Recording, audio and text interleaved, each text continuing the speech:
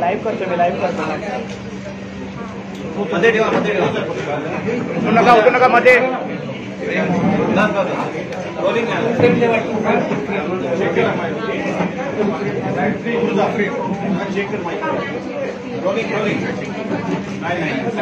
Rolling चालू चालू train दिलेला आहे.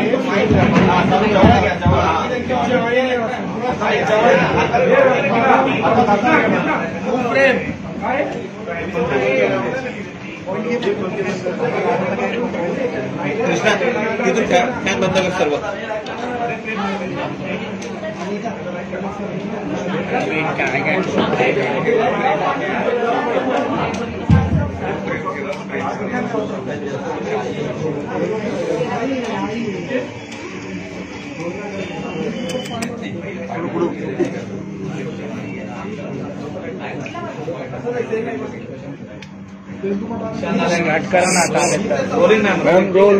Madam role.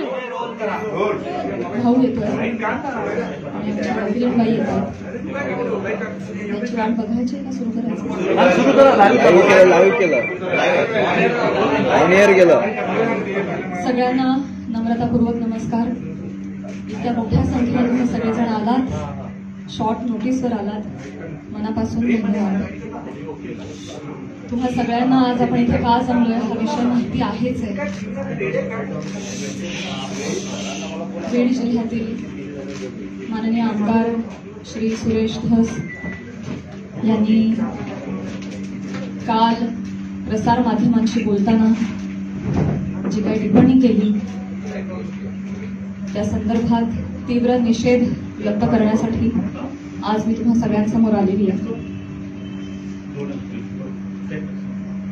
काल नाही तर गेले 1.5 महिन्यापासून हा सगळा प्रकार चालू आहे आणि गेले 1.5 महिने अत्यंत शांततेनं मी या सगळ्याला सामोरी जाते. सगळ्या ट्रोलिंगला, सगळ्या निगेटिव्ह कमेंट्सना. आणि ही माझी शांतता, माझी मूकसंमती नाहीये. मी माझ्यासारख्या अनेक महिला, कलाकार या सगळ्यांची ही हतबलत आहे. हे शांत राहणं तुम्हा सगळ्यांमुळे कुठे ना कुठेतरी आमच्यावर बेतलेलं आहे. एक व्यक्ती आपल्या कुठल्या तरी रागाच्या भरात, उद्वेगाच्या भरात काहीतरी बरळून जाते. त्यानंतर त्या 2 वाक्यांचा मीडिया 1000 व्हिडिओ करतो, तेवढेच शब्द पकडतो, त्याच्यावर 1000 व्हिडिओज बनतात युट्यूब चॅनल्सवर. मग एका सेलिब्रिटीला त्याच्यावर वक्तव्य करणं भाग पाडलं जातं. मग ती बोलते, मग परत पहिल्या महिलांची अब्रू निघत राहते आणि सगळ्यांचं मनोरंजन होतं.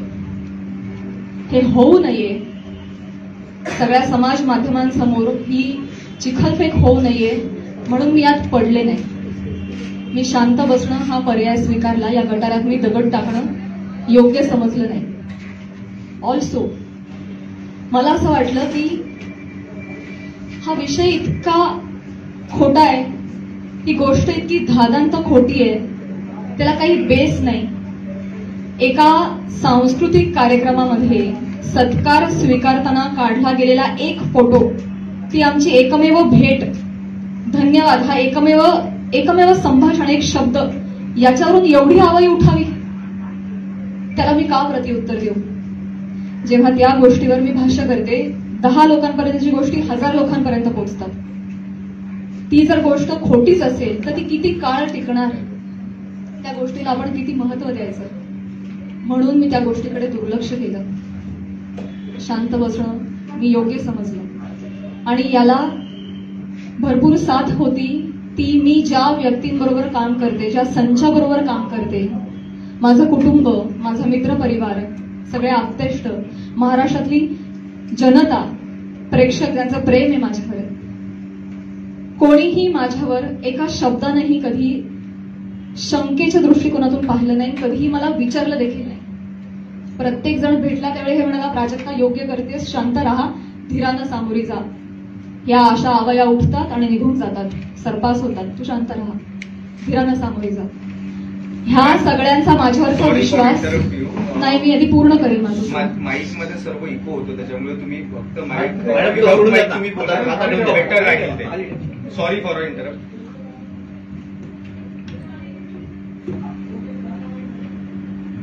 तर ह्या सगळ्या ज्या अवया असतात जशा निघतात तशाच निघून जातात.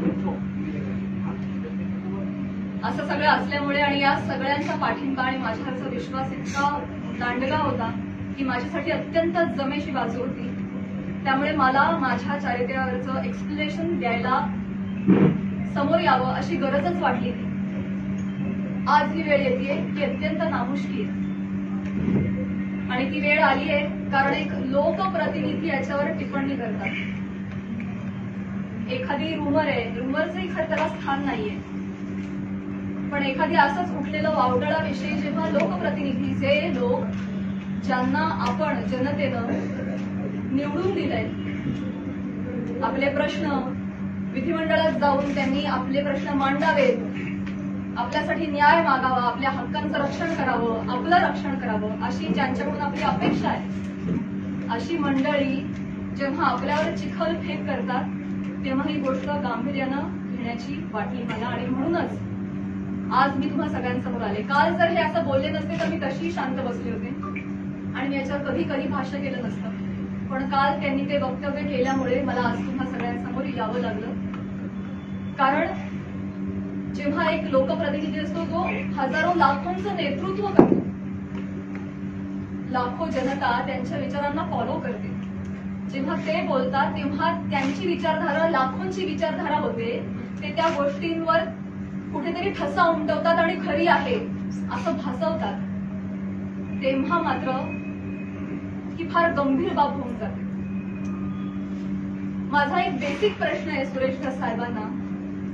तुम्ही एक राजकारणी आहात, आम्ही एक कलाकार आहोत. तुम्ही एका दुसऱ्या राजकारणावर कुठेतरी कुरघोडी करताय, टीका करताय. तुमचं जे काय चालू आहे, तुमचं जे काय चाललंय लखला, तुम्ही ते करत राहा. या सगळ्यांमध्ये तुम्ही कलाकारांना का खेचता?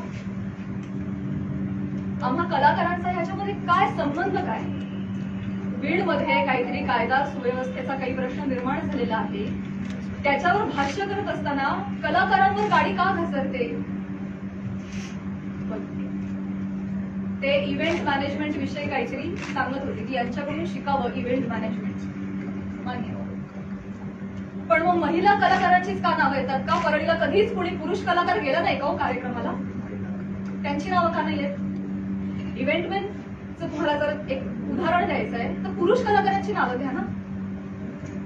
महिलांची नावं घेऊन अतिशय कष्टानं ज्या महिला अतिशय छोट्या फॅमिलीमधून येऊन संघर्षमय आयुष्य जगत मोठ्या होतात आणि आपलं एक नाव कमवतात, त्यांची प्रतिमा ते असं बोलून डागाळतात. ते कितपत योग्य आहे?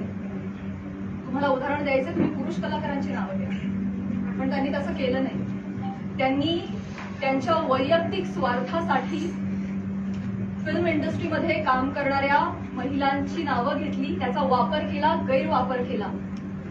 त्यांनी स्वतःचा टीआरपी वाढवण्यासाठी महिलांची नावं घेतली, अतिशय कुत्सितपणे टिप्पणी केली, अतिशय कुत्सितपणे.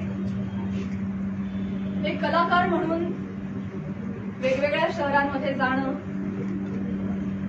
प्रेक्षकांचं मनोरंजन करणं हे कलाकारांचं काम आहे. आणि फक्त परळी नाही, महाराष्ट्राच्या कानाकोपऱ्यात जाऊन मी याही आधी कार्यक्रम केलेले आणि यापुढेही करत राहणार आणि सगळेच कलाकार करतात. या आधीही हजारो नेत्यांबरोबर, प्रतिक्रिया क्षेत्रातल्या सगळ्या मान्यवरांबरोबर फोटो आहेत. मग तो फोटोचा रेफरन्स उचलून तुम्ही कोणाही बरोबर असं नाव जोडून टाकणार का? हे एक महिला म्हणून, महिला कलाकार म्हणून मला अतिशय ही बाब निंदनीय वाटते.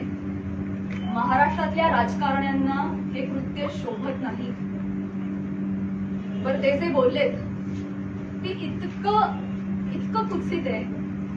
असं त्या पण येतात का परळीला? अच्छा अच्छा. कोणाला जर नवा चित्रपट वगैरे करायचा असेल तर परळी पॅटर्न अवलंबावा, त्यांचा जे काय जवळचा पत्ता वगैरे. काय म्हणायचंय काय तुम्हाला? तुम्ही फक्त महिला कलाकारांच्या चारित्र्यावर शिंतोडे नाही उडवत आहात. महिलांच्या कर्तृत्वावर सुद्धा तुम्ही प्रश्नचिन्ह उपस्थित करताय का? कुठल्याही पुरुषाच्या किंवा राजकारण्याच्या कुबड्यांशिवाय एखादी महिला स्वकर्तृत्वावर यशस्वी होऊ शकत नाही का? कष्टांनी आणि मेहनतीनं एखादा माणूस मोठा होतो, याचा तुमचा विश्वास का नाही बसत? ही अशी टिप्पणी करून तुम्ही माझी नाही, आम्हा महिलांची नाही, स्वतःची मानसिकता दाखवताय असं मला वाटतं, आणि ही अतिशय खेदजनक बाब आहे.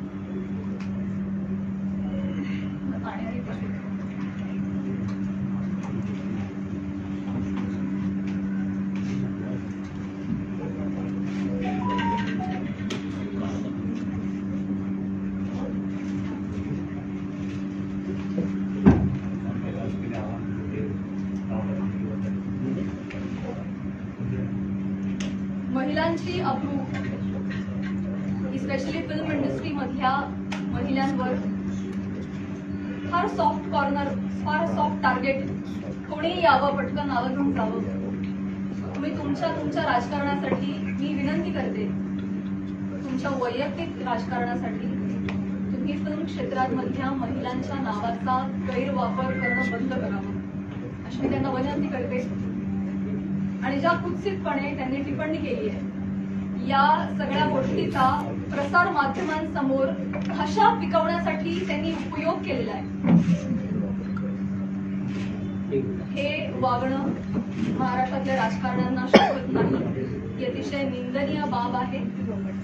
आणि म्हणूनच ज्या कुत्सितपणे त्यांनी टिप्पणी केली आहे आणि हशा पिकवलाय, प्रसार माध्यमांसमोर कसं बोलावं, काय बोलावं याचं ज्यांना भान नाहीये त्यांना मी विनंती करते की त्यांनी तितक्याच विनम्रतेनं माझी जाहीर माफी मागावी. आणि फक्त माझीच नाही, माझ्याबरोबर अनेक महिलांचा त्यांनी चुकीचं नाव उल्लेख केलेला आहे. आणि या गोष्टीचा उपयोग करून मी त्यांना हेही सांगू इच्छिते की अशा पद्धतीनं कुठल्याही राजकीय गोष्टीसाठी फिल्म इंडस्ट्री मधल्या महिलांच्या नावाचा गैरउपयोग होता कामा नये. पुढे जाऊन मी हेही सांगू इच्छिते, मी आज महिला आयोगाकडे तक्रार केलेली आहे. फोन चालल्यानंतर महिला आयोगाकडे दुपारी तक्रार नोंदवलेली आहे. मी त्यांनाही रिक्वेस्ट केलेली आहे की कायद्याच्या चौकटीत राहून तुम्ही याच्यावर योग्य ती कारवाई करावी. मी देखील कायदेशीर कारवाई करत राहीन. याचबरोबर माननीय मुख्यमंत्री साहेब, उपमुख्यमंत्री साहेब यांना देखील मी विनंती करते, काय या दोन व्यक्ती एक दोन वाक्य बोलून गेल्या, पण प्रसार माध्यम तेवढी दोन वाक्य घेऊन त्याचे 1000 व्हिडिओ बनवतात, इतके वाईट मथळे देतात, हेडलाईन्स देतात. समोरच्या माणसाच्या आयुष्यात तुमच्या या मथळ्यांमुळे एक वादळ येऊ शकतो, त्यांच्या करिअरवर परिणाम होऊ शकतो, त्यांची प्रतिमा डागाळली जाऊ शकते, त्यांचं करिअर बर्बाद होऊ शकतं, ते डिप्रेस होऊ शकतात, ते आत्महत्या करू शकतात. तुम्हाला काळजी वाटत नाही या गोष्टीची? आपण आपला टीआरपी वाढवण्यासाठी, आपण आपला एक सेट टार्गेट अचीव्ह करण्यासाठी कुठल्या थराला जाऊन बातमी करतो, त्याचं किती वेगवेगळ्या पद्धतीनं. आता फॉर एन एक्झाम्पल, कालच मी बातमी वाचली आणि ती इतकी हर्टफुल होती. बीड मधील हत्या प्रकरणात आता प्राजक्ता माळींचंही नाव जोडलं जातंय. काय संबंध, काय दोन गोष्टींचा? आपण काय हेडलाईन्स त्याचा समोरच्या माणसावर, की माझी आई रात्रभर झोपली नाही, 1.5 महिना मला वाटत नाही तिला शांत झोप लागली असेल, एक कमेंट नाही जी यांनी वाचली नाही. हा माझा भाऊ यांनी सोशल मीडिया बंद करून टाकला, सगळे अकाउंट डिलीट केले. आज हा प्रसंग फक्त माझ्याशी निगडीत राहिलेला नाहीये, हा माझ्या कुटुंबावर त्याचा परिणाम होतो आणि अत्यंत वाईट परिणाम. समाजामध्ये अशा पद्धतीनं प्रतिमा डागाळली जाणं एका मुलीची, आणि स्पेशली फिल्म क्षेत्रामध्ये काम करणाऱ्या मुलीची, ह्याला तोंड देणं अजिबात सोपी गोष्ट नाहीये. तुम्ही सगळेजण हे समजू शकता. तुम्हाला सगळ्यांना ही विनंती आणि माननीय मुख्यमंत्री साहेबांना ही विनंती की त्यांनी याबाबत काहीतरी ठोस कारवाई करावी. बेसलेस पुरावा कुठलाही असल्याशिवाय कोणीही बातमी करू नये अशा पद्धतीचे त्यांनी आदेश द्यावे. या निमित्तानं मी करुणाताईंना सुद्धा विनंती करू इच्छिते आणि हे सांगू इच्छिते की तुम्ही स्वतः एक महिला आहात. तुम्हाला महिलांना होणारा त्रास तुम्ही समजू शकता. या पुरुष प्रधान संस्कृतीमध्ये जर महिलाच महिलांच्या पाठीशी उभ्या नाही राहिल्या आणि चिखलफेक करत राहिल्या तर कसं होणार? मी सांगू इच्छिते की तुम्हाला जी बद्दलची माहिती मिळाली आहे ती अत्यंत चुकीची आहे. तुमच्या माहितीचा जो स्रोत आहे तो चुकीचा आहे करुणाताई. आणि आय एम शुअर की इथून पुढे तुम्ही कुठल्याही गोष्टीची खातरजमा केल्याशिवाय, शहानिशा केल्याशिवाय तुम्ही असं वक्तव्य करणार नाही आणि महिलांच्या बाबतीत तुम्ही देखील संवेदनशील राहाल अशी मी खात्री बाळगते आणि मी तुम्हाला विनंती करते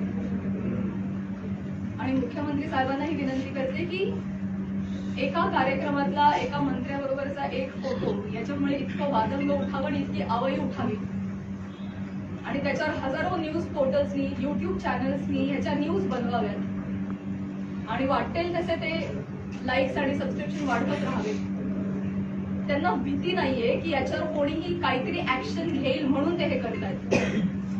म्हणून अशा पद्धतीनं महिला कलाकारांची अब्रू वेशीला टाकली जाते. तर याबाबत काहीतरी कडक कारवाई त्यांनी केली पाहिजे. आणि असं जर होत राहिलं, आता 1000 कार्यक्रमावर 1000 माणसांबरोबर नावं जोडली गेली तर मला सांगा इथून पुढे कलाकार सुद्धा कुठल्याही राजकीय नेत्यांनी आयोजित केलेल्या कुठल्याही सांस्कृतिक कार्यक्रमाला जातील का हो? ते सुद्धा धजावणार नाही. पुढची भविष्यातली मंडळी सुद्धा विचार करतील अरे कलाक्षेत्रात पाठवायला नको कोणाला, ते काय बरं नाही.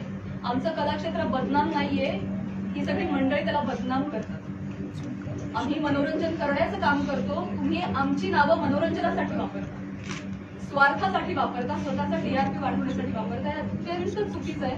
आणि स्पेशली महिलांची नावं पटकन कशी तोंडावर येतात, पुरुषांची नावं का येत नाही यासाठी एक टूल बनवलं जात आहे महिला कलाकारांना. ह्याबद्दल मला खेद वाटतो आणि मी पुन्हा एकदा सांगेन की मुख्यमंत्र्यांना विनंती की तुम्ही याबाबत ठोस कारवाई करावी, आदेश द्यावे. सुरेश दसांना मी विनंती केलेलीच आहे की त्यांनी जाहीर माफी मागावी. आणि या निमित्तानं मी प्रसार माध्यमांना सुद्धा विनंती करेन. मी पुन्हा तेच बोलते, अनेक युट्यूब चॅनल्स, सोशल मीडियाची टीम लीगल नोटीस पाठवून थकली. एक युट्यूबचा व्हिडिओ डाऊन होतो तर 3 रोज नव्याने उघडा देतो. तर एखाद्या गोष्टीचा एक संदर्भ घेऊन तुम्ही वाटेल ते मथळे घेऊन जे न्यूज करता, तुम्ही सुद्धा कुठेतरी या बाबतीत स्पेशली महिलांच्या चारित्र्यासंबंधित असलेल्या गोष्टींवर तुम्ही तरी संवेदनशीलता दाखवणार आहात की नाही? TRP साठी, तुमचं टार्गेट कम्प्लीट करण्यासाठी किती खालच्या थराला जाऊन तुम्ही बातम्या करता, हे योग्य आहे का? मला तुम्हालाही प्रश्न विचारायचे आणि तुम्हालाही विनंती करायची की आपण सुद्धा एक सभ्यतेची पातळी सोडली नाही पाहिजे. आपण महाराष्ट्रात राहतो, महाराष्ट्र अतिशय सभ्य मंडळींचा प्रदेश आहे आणि तुम्ही कोणीही अशा पद्धतीनं मुळात आदेश आले पाहिजेत, त्याच्यावर ठोस कारवाई झाली पाहिजे. आणि आपण एक माणूस म्हणून सुद्धा, एक मराठी माणूस म्हणून सुद्धा आपण सुद्धा आपल्याला काहीतरी नियम घालून घेतले पाहिजे असं मला वाटतं. सुरेश दसांची नुकतीच मी प्रतिक्रिया माझं पूर्ण करते भाऊ. या निमित्तानं महाराष्ट्रातल्या जनतेला सुद्धा मला म्हणायचं आहे की आपण आता AIच्या जमान्यात आहोत. सोशल मीडियावर वाटेल तसे लोक व्यक्त होत आहेत. मॉक करणं, video, photo, call recording, fake generate करणं, फेक चॅट्स करणं हे अतिशय सोपं आहे. डाव्या हाताचा मळ आहे. आता हे फार अवघड नाही राहिलेलं. तर महाराष्ट्रातल्या जनतेनं सुद्धा सतसत विवेक बुद्धी जागरूक ठेवावी आणि आपण सोशल मीडियावर कसे व्यक्त होतो याची सभ्यता पाळावी. आपल्या आई बहिणीच्या बाबतीत जर अशी गोष्ट घडली असती तर आपण असं लिहिलं असतं का, असं त्यांनी विचार करावा. सारासार विचार करून व्यक्त व्हावं. सगळ्यांनीच ही जी बाब आहे ती अतिशय गांभीर्यानं घ्यावी. इथे मी फक्त माझ्या न्यायासाठी नाही बोलत आहे. इथे मी आज सगळ्या सिने क्षेत्रात, कला क्षेत्रात काम करणाऱ्या सगळ्या महिलांच्या वतीनं बोलतीये. आज त्यांचं प्रतिनिधित्व करते असं मी म्हणते की समाजामध्ये उजळ माथ्यानं जगण्यासाठी आम्हाला एक फ्रीडम असलं पाहिजे. एक मान सन्मान ठेवला गेला पाहिजे, यासाठी तुम्ही सुद्धा ती डिग्निटी पाळणं गरजेचं आहे आणि तो मान सन्मान देणं गरजेचं आहे असं मला वाटतं आणि तुम्ही ते कराल अशी मी आशा व्यक्त करते. तर एक प्रश्न असा होता की आता- आपण ज्या पद्धतीने म्हणालात की आता एकच प्रश्न आहे, ताई, सुरेश दास यांनी महिला आयोगाकडे आपण तक्रार दाखल नाही म्हणतात. ताई, महिला आयोगाकडे प्राजक्ता आपण माळींची माफी मागणार नाही. सुरेश दास म्हणतायत प्राजक्ता माळींची मी जाहीर माफी मागणार नाही. मी त्यांना मागणी केलेली आहे. त्यांनी ज्या कुत्सितपणे भाषा पिकवण्यासाठी हा मुद्दा उचललाय त्याला काही बेस नाही, तर मी मागणी केलेली आहे आणि मला खात्री आहे की माननीय मुख्यमंत्री साहेब, माननीय उपमुख्यमंत्री साहेब महिला आयोग याच्यावर कठोर कारवाई करतील आणि योग्य ती गोष्ट घडवून आणतील. ताई, ज्या पद्धतीने महिला आयोगाकडे आपण तक्रार दाखल केलेली आहे, आपण कायदेशीर पाऊल म्हणजे पोलीस स्टेशनमध्ये जाऊन दस यांच्या विरोधात काही तक्रार दाखल करणार आहात का? ज्या पद्धतीने आता ते म्हणतायत की आम्ही माफी मागणार नाही म्हणून, तर आपण कायदेशीर पाऊल नेमकं काय उचलणार आहात? महिला आयोगाकडे तक्रार दिलेली आहे. आज किंवा उद्या मुख्यमंत्री साहेबांची भेट मला मिळणार आहे. त्यांना समक्ष जाऊन मी पत्र देणार आहे. उपमुख्यमंत्री साहेबांना जाऊन भेटणार आहे. त्यांना देखील समक्ष जाऊन पत्र देणार आहे, निवेदन करणार आहे आणि त्यांच्यावर कारवाई केली. या पत्रकार परिषदेनंतर सुरेश धस यांनी मागे खंबीरपणे उभी आहे का? डेफिनेटली आहे. मराठी चित्रपट सृष्टी सगळे कलाकार खंबीरपणे माझ्या पाठीशी आहेत आणि मी सगळ्यांचं नेतृत्व करेन. सुरेश धस यांनी ही पत्रकार परिषद आपली चालू आहे त्यांच्यानंतर त्यांनी प्रतिक्रिया अशी दिली की हे संतोष देशमुख प्रकरण दुसरीकडे नेण्यासाठी म्हणून तुम्ही ही पत्रकार परिषद घेताय मला का? तुम्हाला हे सांगायचं आहे तुम्हाला सगळ्यांना. हेच सांगण्यासाठी आज मी आले की तुमच्या राजकीय हेतूसाठी तुम्ही कला क्षेत्रातल्या कलाकारांची नावं का जोडताय? कलाकारांचा आणि राजकारणाचा काही एक संबंध नाहीये. तुम्ही जर कालच्या त्या भाषणामध्ये आमचं नाव घेतलं नसतं तर आज मी तुमच्या समोर इथे नसते. मी आज माझ्या ज्योतिर्लिंग यात्राला असते. त्यांनी नाव घेतल्यामुळे आज मला इथे बसावं लागतंय. त्यांनी सुरू केलेली गोष्ट. त्यामुळे तुम्ही असा अर्थ जोडू नका, ही तुम्हालाही विनंती. आणि मुळात राजकारणाचा आणि कलाकारांचा काही संबंध नाही. तुम्ही तो ओढून आणू नका. स्पेशली महिला कलाकारांना तुम्ही इथे त्यांच्या प्रतिमा डागाळू नका. कलाक्षेत्रातील जे कलावंत आहेत त्यांना खास मुलगी बोलते. या सगळ्या चिखलफेकमुळे कुठेतरी कलाकार कोणत्याही गोष्टीवर भूमिका घेताना म्हणजे काचकूच करतात असं वाटतं का? भीती वाटते ना, कारण प्रसार माध्यम त्याला चुकीची प्रसिद्धी देतात. मग यामुळेच पुढे कधी काही म्हणूनच बोलताना- मुख्यमंत्र्यांना मी विनंती करणार आहे की जर कुठलाही पुरावा नसेल तर प्रसार माध्यमांनी स्पेशली युट्यूब चॅनल्सनी जर अशा काही बातम्या केल्या तर त्यांच्यावर कठोर कारवाई करावी. इनफॅक्ट तशा पद्धतीचे निर्देश त्यांनी आत्ताच जारी करावे. सुरेश दासांनी फक्त माफी मागावी एवढंच तुमची मागणी आहे की जरी त्यांनी माफी मागितली तरी त्यांच्यावर कारवाई करण्यात यावी अशी मागणी? मला ना प्रॉब्लेम एक दोन व्यक्तींनी बोलण्याचा नाहीये. या मला प्रवृत्तीचा त्रास आहे. हा प्रघात पडता कामा नये की कोणीतरी काहीतरी फार कष्टाने नाव कमावतं, कोणीतरी काहीतरी येऊन बोलून जातं आणि अख्खी इमेज डागाळते. स्पेशली महिलांच्या बाबतीत मी पुन्हा तेच म्हणेन की नाव घेताना त्यांनी 3 महिलांचं का नाव घेतलं? पुरुष कलाकार गेलेच नाहीत का परळच्या तरी कार्यक्रमाला? मी जेव्हा गेले होते कार्यक्रमाला तेव्हा माझ्याबरोबर सुद्धा प्रसाद खांडेकर, गौरव मोरे ही मंडळी होती. अमीर हडकर, आमचे सगळे कलाकार होते. त्यांची नाही नावं आली. त्यामुळे स्त्री कलाकारांना याच्यामध्ये रोवू नये. राजकारण्यांनी स्वतःच्या स्वार्थापायी टीआरपी त्यांच्या अशा पद्धतीनं वाढवू नये आणि गैरवापर करू नये. हिंदी असो किंवा मराठी सिनेसृष्टी असो, राजकीय नेते मुख्यतः कलाकारांना टार्गेट करतात. हे हेतुपुरस्सर किंवा जाणीवपूर्वक वक्तव्य केल्यानंतर त्यांना प्रसिद्धी मिळते मला किंवा हे माहिती नाही. प्रसिद्धी लोक देण्यासाठी असं वक्तव्य होतं असं वाटतंय का? आणि याचा पाठपुरावा म्हणून तुम्ही कलाकारांची काही संघटना बांधणार का किंवा त्यांना एकत्र आणणार का आगामी काळात? मला हेच म्हणायचं आहे की ते काहीतरी बोलून जातात, ते काहीतरी वल्गना करून जातात. खरं तर त्यांनी अशा पद्धतीच्या वल्गना हाणून पाडल्या पाहिजेत एक लोकप्रतिनिधी म्हणून, पण ते त्याला हवा देत आहे ती गोष्ट चुकीची आहे. पण त्यांना जेव्हा कळेल पुढे जाऊन की त्यांच्या एका वक्तव्याचे 1000 वेगळ्या पोर्टल्सनी 1000 न्यूज केल्या की त्यांना कळल्यानंतर खरं तर तेही करणार नाही, करुणाताई बोलणार नाही. पण त्यांना ही पुढे गोष्ट एवढी मोठी घडतीये ह्याची त्यांना कल्पना नसावी कदाचित. मला जेवढे त्या 2 व्यक्ती बोलल्याचा त्रास आहे तेवढाच त्रास मला प्रसार माध्यमांनी केलेल्या फेक न्यूजचा देखील आहे. सो डेफिनेटली याच्यावर कारवाई व्हावी असं मला वाटतं. कलाकार या विषयांवर बोलणं टाळतात, सोडून देतात. त्याच्यामुळे तुम्हाला वाटतं का की त्यांना बोलायला वेळ मिळतो किंवा तो चेष्टा मस्करीचा विषय होतो? करुणा मुंडेंनी जेव्हा तुमच्यावर टीका केली तेव्हा जर तुम्ही उत्तर दिलं असतं तेव्हा पुन्हा एकदा तुमचं नाव अशा प्रकारे घेतलं गेलं नसतं असं वाटतं? सुरुवात करुणा मुंडेंनी केली असं म्हणायचं होतं. एक स्टेटमेंट पुन्हा लागेल एकदा होतं तेच त्यांचं. म्हणायचं, पुन्हा एकदा मला तेच म्हणायचंय, का कलाकार पुढे येत नाही? मी पहिलं वाक्य म्हणाले की या सगळ्यामध्ये आमची हतबलता आहे गप्प राहण्यामध्ये. का? कारण समाज माध्यमांमध्ये ही चिखलफेक चालू राहते. विषय एवढा असतो कुठेतरी वेगळीकडे जाऊन पोहोचतो. आज तुम्हाला काय वाटतंय, आज तुम्हाला काय वाटतंय, हे चालू राहतं. त्यामुळे कलाकार शक्यतो यामध्ये पडत नाही. आणि बरीच मंडळी, मी फक्त कलाक्षेत्र म्हणाली, बऱ्याच क्षेत्रामध्ये मंडळी गप्प राहणं हा पर्याय निवडतात, कारण हे असं जाहीरपणे चिखलफेक होत राहते. म्हणूनच या संदर्भात जर काहीतरी रूल्स अँड रेग्युलेशन्स आले, कठोर नियम आले की जर या गोष्टीमध्ये तथ्य सापडलं नाही, की जर कुठला पुरावा सापडला नाही तर त्यांच्यावर कायदेशीर कारवाई होईल त्या न्यूज पोर्टलवर किंवा युट्यूब चॅनलवर.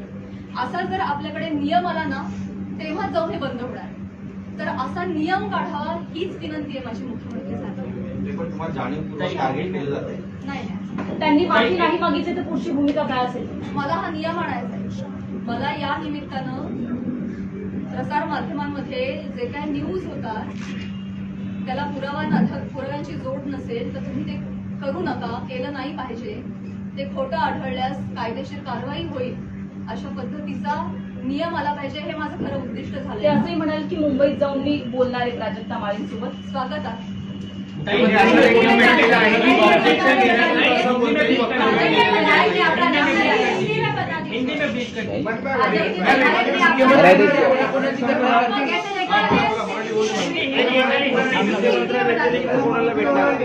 एका पत्रकाराला एका मुख्यमंत्र्यांनी असं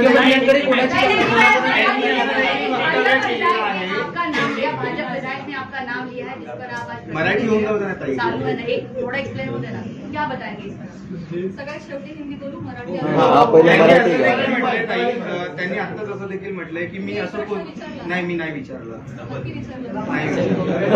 माईक खाली त्यांनी असं देखील म्हटलंय की मी असं कोणतेही ऑब्जेक्शन घेण्यासारखं वक्तव्य बोललेलो नाही आणि माझ्यासाठी प्राजक्ता माळी हा विषय संपलेला आहे असं देखील वक्तव्य केलेलं आहे. काय सांगता? बघितलं नाही, परंतु अच्छा त्या पण आल्या का, येतात का परळीला? अहो परळीला नाही, संबंध महाराष्ट्रात फिरतो आम्ही, देशाबाहेरही कार्यक्रमाला जातो. परळी पॅटर्न, जवळचा पत्ता, तुम्हाला जर चित्रपट बनवायचा असेल तर परळी पॅटर्न म्हणजे म्हणायचं काय? हे डेफिनेटली अतिशय निंदनीय वाक्य आहे, अतिशय डिरोगेटरी. या मागचा सूचित अर्थ कळू नये इतका महाराष्ट्र आणि मी दुधखोरी नाहीये. त्यांना जे आडून बोलायचं होतं हे सगळ्यांना कळतंय. त्यामुळे परळीला येतात म्हणजे मी काहीच बोलू नये असं नसतं. नुसतं ताई म्हणून काही होत नाही. त्याच्या अवतीभोवती तुम्ही जे हातवारे करता, तुमचे जे हावभाव असतात, एका महिलेचं चारित्र्य एवढ्या रिॲक्शननी सुद्धा डागाळू शकतं. समाज माध्यमांसमोर, प्रसार माध्यमांसमोर हशा पिकवण्यासाठी त्यांनी हा मुद्दा वापरलाय. तो डेफिनेटली अतिशय निंदनीय आहे, अतिशय खालच्या पातळीचा आहे आणि तो चुकीचा आहे याचा मी निषेध करते. मॅम, क्लॅरिफिकेशन देताना नेहमी महिलाच का देतात? तुम्हाला वाटत नाही का ज्यांच्याशी नाव जोडलं जातं त्यांनी सुद्धा हे दिलं पाहिजे? आतापर्यंत बॉलिवूडमध्ये सुद्धा अशा अनेक गोष्टी घडलेल्या आहेत, पण महिलाच टार्गेट का होते याच्यावर तुम्हाला काय वाटतं? हाच माझा प्रश्न आहे मुख्यमंत्री साहेबांना सुद्धा, की हे महाराष्ट्रामध्ये एक निर्भीळ वातावरण कला क्षेत्रातल्या महिलांच्या बाबतीत असलं पाहिजे आणि आम्ही सॉफ्ट टार्गेट होता कामा नये. कुठल्याही राजकीय व्यक्तींच्या स्वार्थापायी आमच्या नावांचा गैरवापर झाला नाही पाहिजे हीच माझी विनंती आहे. आणि हे दुःख आहे, आणि हे दुःख आहे. आज मला माझ्या चारित्र्याच्या क्लॅरिफिकेशनसाठी प्रेस कॉन्फरन्स घ्यावी लागते, हीच निंदनीय गोष्ट आहे. हे महाराष्ट्रात होत आहे, सावित्रीच्या लेकींबाबत होत आहे, मला याचं दुःख आहे. प्राजक्ताताई, करुणा मुंडेंनी ज्या पद्धतीने सुरुवात केली किंवा सुरेश दसांनी ज्या पद्धतीने सुरुवात केली, पण या सगळ्या गोंधळामध्ये ज्या व्यक्तीसोबत नाव जोडलं गेलं, परळीच्या एका व्यक्तीसोबत नाव जोडलं गेलं, तर तुला असं नाही वाटत का की त्या व्यक्तीकडून सुद्धा काहीतरी वक्तव्य आलं पाहिजे की जे काही चालू आहे त्याच्यामध्ये काही संबंध वगैरे नाही असं? प्राजक्ताताई, मुख्यमंत्री देवेंद्र फडणवीस सुरेश दसांवरती कारवाई करतील असं वाटतं का तुमच्या भेटीनंतर? कारण की भाजपचे आमदार आहेत. आता त्यांनी माफी मागणं, त्यांनी बोलणं, त्यांना हा प्रकार चुकीचा आहे हे कळलं पाहिजे. त्याचे परिणाम काय होतात हे कळलं पाहिजे आणि पुढे जाऊन या बाबतीत कठोर नियम झाले पाहिजेत. हे आता माझं मोठं उद्दिष्ट आहे. एका व्यक्ती संदर्भात तेवढा मुद्दा, त्यांची माफी एवढा छोटा विषय मी नाही करणार. या बाबतीत काहीतरी कठोर निर्णय झाले पाहिजेत, काहीतरी रूल्स अँड रेग्युलेशन्स बसले पाहिजेत. इथून पुढे कुठल्याही महिला कलाकाराला ही मी आज ह्या सगळ्या गोष्टीची पार्श्वभूमी घेऊन म्हणते, भविष्यात मला किंवा कला क्षेत्रात काम करणाऱ्या कुठल्याही महिलेला अशा पद्धतीच्या गोष्टींना सामोरं जायची वेळ येऊ नये यासाठी मी प्रयत्न करते. प्राजक्ता, आता तुम्ही म्हणाला की कला राजाश्रय मिळाल्याने मुक्ती होते आणि असे म्हणाला की महाराष्ट्रभर आम्ही जर नाहीच फिरलो रसिकांचं कसं मनोरंजन होणार. अगदी बरोबर आहे, पण तुम्ही बाहेर नाही गेला तर त्याचं तुमचं नुकसान आहे, तुमचीच कला जनतेसमोर येणार आहे असं वाटत नाही तुम्हाला? मला प्रश्न नाही कळला. तुम्ही मनोरंजन ठीक आहे. कलेला राजाश्रय मिळाल्यानंतरच ती कला मोठी होते. महाराष्ट्रभर फिरताय, राजकारणाचे कार्यक्रम अटेंड करता असं तुम्ही म्हणताय, पण तुम्ही जर नाही गेला तर ज्याच्यामुळे तुमचं परिणाम होणार आहे, तुमचं नुकसान होणार आहे असं वाटत नाही तुम्हाला? डेफिनेटली मुळात वेगवेगळ्या शहरांमध्ये जाऊन वेगवेगळ्या ठिकाणी जाऊन प्रेक्षकांचं मनोरंजन करणं हेच तर कलाकारांचं काम आहे, कर्तव्य आहे. निखळ मनोरंजनासाठी तर कलाकार प्रेक्षकांशी संवाद साधण्यासाठी वेगवेगळ्या ठिकाणी जातात आणि गेलंच पाहिजे. ते आमचं उपजीविकेचं साधन पण आहे आणि आमच्या स्वातंत्र्यावर अशी गदा नाही येऊ शकत ना. त्यामुळे कलाकार धर्म आम्ही पाळतोय, पण त्याचा असा पद्धतीनं चुकीचा अर्थ काढणं हे क्लेशदायक. पण तेव्हाच कला मोठी होईल जेव्हा त्याला राजाश्रय मिळाली पाहिजे. म्हणूनच म्हणते रूल्स अँड रेग्युलेशन आणा. Hindi thank you. मैं यही कहना चाहूंगी कि आज जो भी यहाँ पे हुआ, सुरेश धर्षी ने जो भी बोला है वो काफी निंदनीय है ही. इसके खिलाफ हम काम करेंगे डेफिनेटली. महिला आयोग भी करेंगे, माननीय मुख्यमंत्री जी भी करेंगे. सबसे मैं निवेदन करूंगी, लीगल एक्शन भी लिए जाएंगे. लेकिन इसके परे जाके मैं ये रिक्वेस्ट करना चाहूँगी गवर्नमेंट से कि जो भी एक दो व्यक्ति कुछ बोल जाते हैं उसके बाद जो हजारों न्यूज़ चैनल्स, यूट्यूब चैनल्स जो ब्रेकिंग न्यूज़ बनाते हैं और फेक न्यूज़ बनाते हैं विदाउट एनी स्ट्रॉन्ग प्रूफ्स, उसके खिलाफ कुछ स्ट्रॉन्ग एक्शन ली जाए, उस पर कुछ रूल्स एंड रेगुलेशंस बनाए जाए. तब जाके ये सही मामले में एक व्यक्ति किसी को सॉरी बोल देता है और मामला खत्म हो जाता है. इतना छोटा ये नहीं होना चाहिए. इसके परे जाके हमारी गवर्नमेंट ने महिलाओं के हित के लिए उनके अगेंस्ट जो ये फेक न्यूज़ बनती है उसके खिलाफ उन्होंने कठोर रूल्स एंड रेगुलेशंस बनाने चाहिए. ये मेरी उनसे रिक्वेस्ट है. आपकी इस मामले में सीएम और डीसीएम किससे बात की है? आज सुबह मैंने उनका टाइम लेने के लिए फ़ोन किया था और हमारी बात भी हुई सीएम साहब जी. और उन्होंने भी ये बोला कि ये नॉनसेंस मैं भी बिल्कुल टॉलरेट नहीं करूँगा और मैं आपको प्रेस कॉन्फ्रेंस लेने से नहीं रोकूंगा. आप प्लीज़ जाइए, प्रेस कॉन्फ्रेंस लीजिए. मैंने ऑलरेडी धस जी से बात की है और ये नॉनसेंस हम कोई भी टॉलरेट नहीं करेगा.